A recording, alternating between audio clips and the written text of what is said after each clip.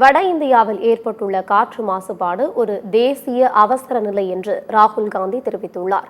வருகிற 25ஆம் தேதி துவங்கும் நாடாளுமன்ற கூட்டத்தொடரில் அனைத்து எம்பிக்களும் ஒன்று கூடி காற்று மாசு குறித்து விவாதிக்க வேண்டும் என்று ராகுல் காந்தி தன்னுடைய எக்ஸ் பக்கத்தில் பதிவிட்டுள்ளார்.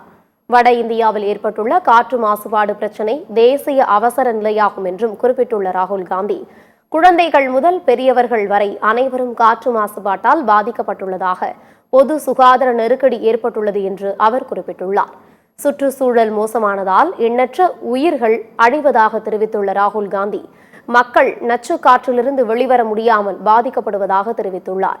சுத்தமான காற்றுக்காக குடும்பங்கள் தவிப்பதாக கூறியுள்ள அவர், குழந்தைகள் நோய்வாய்ப்படுவதாக குறிப்பிட்டுள்ளார். இந்த பிரச்சனையால் நமது நாட்டிற்கான உலகளாவிய நற்பெயர் சிதைந்துள்ளது என்றும் ராகுல் காந்தி கூறியுள்ளார். காற்று மாசு பிரச்சனையை முடிவுக்கு கொண்டு வருவது குறித்து வரும் நாடாளுமன்ற கூட்டத்தொடரில் அனைவருக்காகவும் ஆலோசிக்க வேண்டும் என்று ராகுல் காந்தி வலியுறுத்தியுள்ளார்.